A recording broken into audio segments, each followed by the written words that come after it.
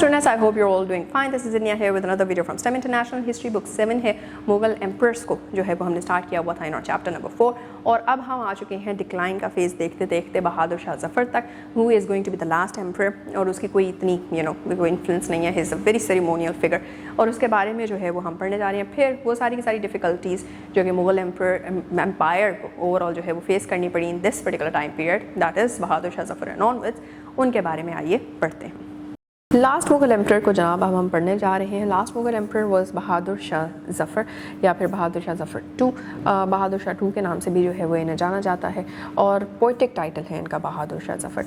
अच्छा जी, he was the 20th and the last Mughal emperor of India. Authority बहुत ही लिमिटेड थी, it was only to the walled city of old Delhi और for most of his rule he was basically British के client की तरह he was living and अपनी कोई real authority रही नहीं थी। और during the war of independence जो कि 1857 में हुई थी, इंडियन वॉर ऑफ इंडिपेंडेंस, उसमें ही गॉट अरेस्टेड और फिर उसके बाद जो है बर्मा में उनको एग्जाइल कर दिया गया था और अपनी फैमिली के साथ और वहीं पे उनको जो है वो कैद में रखा गया, हाउस अरेस्ट में रखा गया था।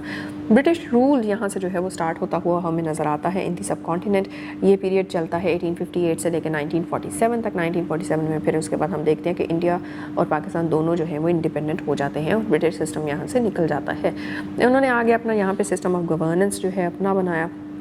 ईस्ट इंडिया कंपनी जो है उसने क्राउन को ट्रांसफ़र कर दिया in the person of queen Victoria.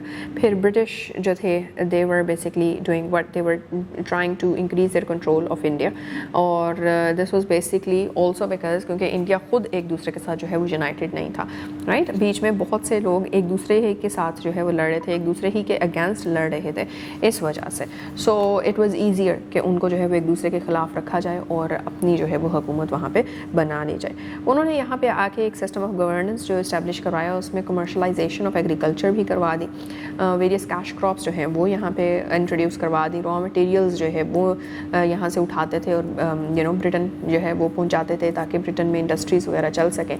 अपना पॉलिटिकल कंट्रोल बहुत ज़्यादा स्ट्रॉन्ग कर लिया था, अपनी मोनोपोलीज़ बहुत ज़्यादा स्ट्रॉन्ग कर ली थी coming from the aspect of trade with India.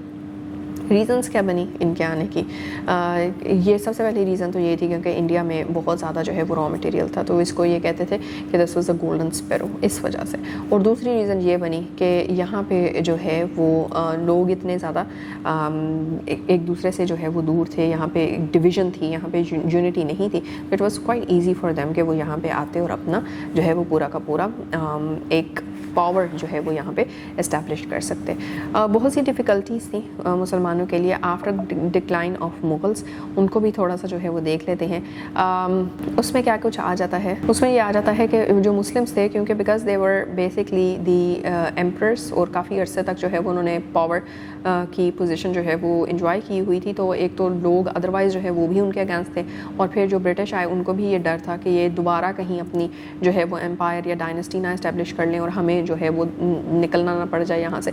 तो इस वजह से उनको जो है वो डबल साइड से इश्यूज़ फेस करने पड़ रहे थे। ब्रिटिश भी उनको कोई ख़ास जो है वो किसी जगह पे किसी पोजीशन पे जगह नहीं देता था और जो हिंदू थे, हिंदू जो कि मेजॉरिटी पॉपुलेशन थी वहाँ की, वो भी इनके अगेंस्ट थे, वो भी इनको आगे बढ़ना नहीं देते थे। और फिर मुसलमानों की अपनी जो है वो कुछ इस तरह की थॉट्स और कुछ इस तरह के बिलीव्स बन गए वहाँ पे, जिसके थ्रू वो ये सोचते थे कि नहीं भाई हम इस सिस्टम में इनकॉर्पोरेट नहीं होंगे, जबकि उस सिस्टम में इनकॉर्पोरेट होकर ऊपर आके सिस्टम बदला जा सकता था। तो ये कुछ डिफ़िकल्टीज़ थी जो कि मुग़ल एम्पायर के डिक्लाइन के बाद जो है वो लोगों को या मुसलमानों को फेस करनी पड़ी और मुसलमान वहाँ के सबसे ज़्यादा पॉवर्टी स्ट्रिकन जो सोशल स्ट्रेटा है वो बन गए थे। And with this we are done with this video.